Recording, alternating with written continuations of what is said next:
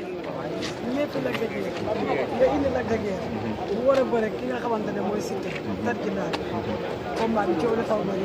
donte làmb ak coow moo ànd la fois passée face to face am na ma gis rek moo ñëw Siteu ñëw tey ngeen ñëw 18 heures lan moo war a teel a mais heure bi ñu convoqué la ñu convoqué à 19 heures.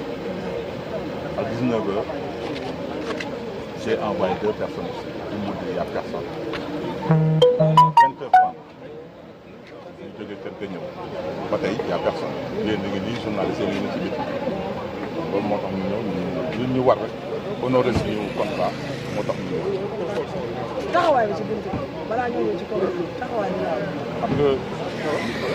danaa leen wax ñaari affaire léegi affaire bi mu la yéen a jugé question réponse la da ngeen ma poser question ma répondre leen léegi dama leen reposer question ngeen répondre ah waaw mais c'est normal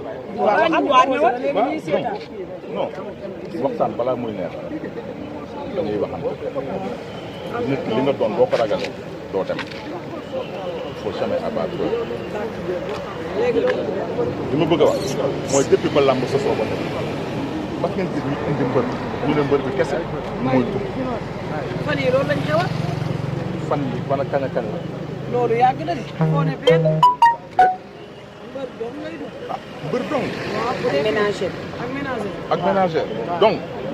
ñu waxante dëgg waaye loolu mënul doon waaye kon journaliste lu mu fi wuti kon kañ mën nañ toog këram di ko woo par kii di téléphoné woo ko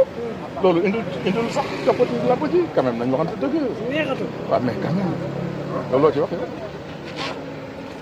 yow bàyyi doy waar bu kii dañ koy bay waar dañ koy bay mais règlement bàyyi le mot règlement Sénégal règlement ba mu sosoo wotee Sénégal règlement moo fi am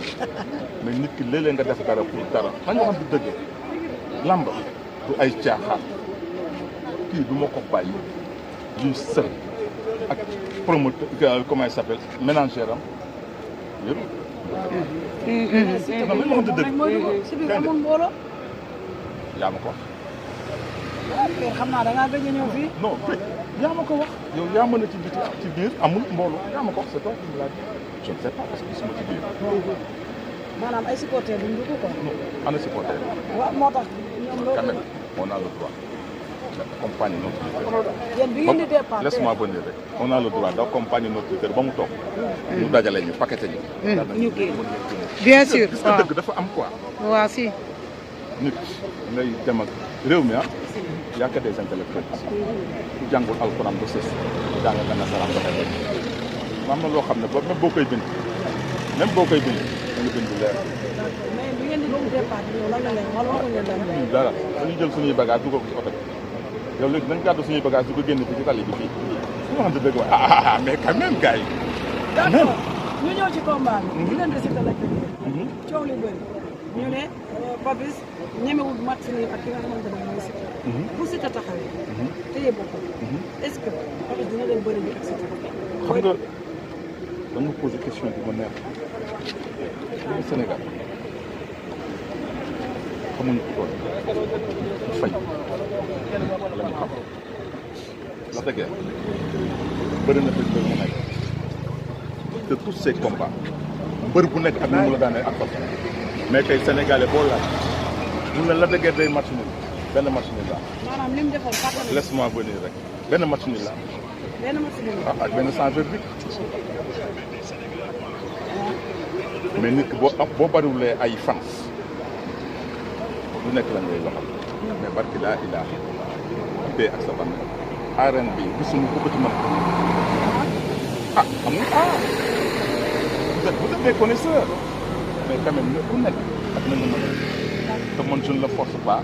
ay kii dafay taxaw yow kii booy daa koy def ko fay ay fay ay mu bàyyi tey bàyyi ñi koy bëgg bàyyi ñi koy ay noonam ba muy jóg di dem ñi ngi naan xale bi dina ko indi ndam ñeneen ñaa ngi naan xale bi du indi ndam yàlla ñu yàlla mosal ci noonu Siteu tamit noonu kon ay Lac de Guiers bu match nul Siteu bu match nul Lac de Guiers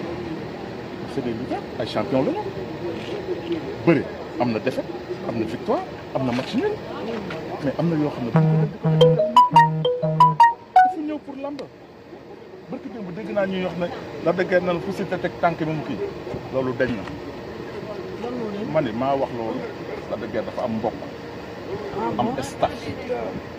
te li ma ko wax nii c'est ça qui va faire. maanaam combat bi lu mu jaral Siteu benn rek jaral na la. parce que laa ilaaha illallaah billaahi wa billaahi lu mu ko jaral benn rek jaral nañu ko mais nag lépp ci dal lépp ci tey lépp ci mental ñun duñu wasaree dara ñu xam ne loolu. maanaam bu Siteu ñëwee sampu jaasi bi ñu ko bu ñëwee ñu ne ñu samp suñu jaasi kenn du ñu rey. ma ni da nga ma laaj bu ñëwee samp jaagal ñu samp suñu kudd. merci. jeex na tàkk maa fi gars yi jërë ngeen jëf waay